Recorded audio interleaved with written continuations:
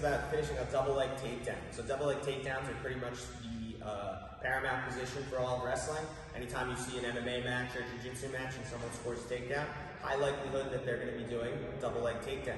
So a couple of things with double leg takedowns we have to understand. First thing is level changing. So there's a lot of different things you can use to force your partner to level change. I personally like to keep all of my techniques in a similar wheelhouse. That way I'm not playing a deviated game. I'm not forced to go super far off the track. So a lot of times I just use my forearm and collar tie. This is the way I wrestle a lot, and it's very successful. I'm controlling inside. So now what I'm doing is, Vlad and I a lot of times we'll collar tie up back and forth, and we're just kind of moving. So what I want to do is look for my kazushi again. So my kazushi is going to be off a snap here. So what my snap will be is that.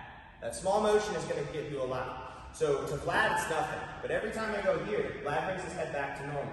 Does it again, right? So now you start timing it. One thing to help you is doing a small curl hop backwards. Yeah, right? So once I get Vlad to bend at the waist, I disengage and I come right in. So if you notice, my penetration technique is beyond his toe line. If I'm out here and I'm reaching, I will never ever get anything other than grief.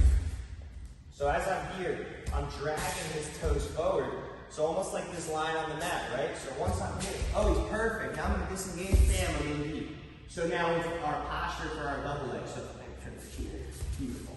So posture for the double leg is really important. If my head is down and I expose the back of my head, guillotines are prevalent. Yeah, head pressure. That's the most embarrassing thing ever when you're deep on a takedown and someone just smooshes your head to the ground. So we pin our ear to Vlad's rib, right? So now when we're here, we need to drive that way. So my leg being up here is what's going to help me with that drive. Now what my hands are doing is also very important. My right hand just creates a shield. I don't want Vlad to be able to step that way. Yeah. If he can do that, again, it's all done. But if I keep him nice and tight, he's not stepping anywhere. Now with this leg, I'm hooking. I like to use this grip right here. And as I press through, if you notice when I lift, now I give a little drive off my left foot, and I step my feet to the outside of his. You get a nice, easy double leg, and you end up in safe side control. So again, guys, this is something you have to time. You have to practice it. This is not something that you can just do once or twice and be like, great, I got it. You have to understand that this is timing. Just like the way a boxer sets up jab, jab, jab, bang, that's their money shot. With here, it's the same thing. Vlad and I can be in this position for a while. I'm moving, and then once I decide, I'm in. If you notice, because of the way his posture was so broken over, he had no chance when he came up to recover. As a nookie, I went easy. It felt very little struggle, like no struggle. So as I go through and I stop that leg, it's very important to get used to driving. If I can give you a tip, go down to your mat at home. Work on your penetration step, stop here. Do not overstep.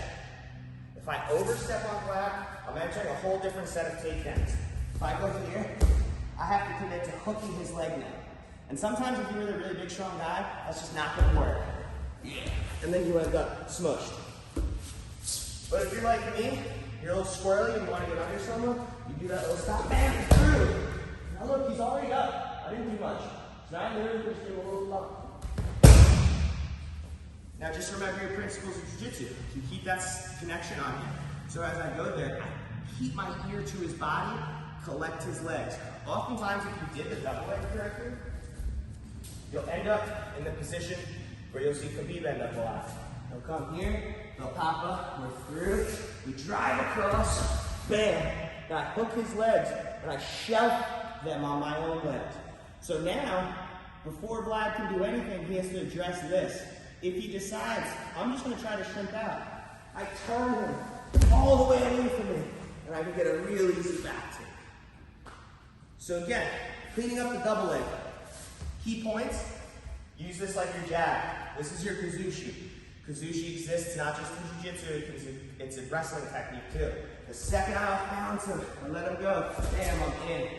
Driving leg, blocking hand. Ear stays connected, slight lift, push across, boom. My connection never came apart, right? So I go right here. This arm's over, I step my foot up, right? Now I'm collecting his legs, reach to his far collar, press the leg, exposing his back. So that's cleaning up your double leg. Again, drill, drill, drill. Takedowns are probably the most difficult thing to get right, so you have to make sure you drill consistently. Thank you, guys.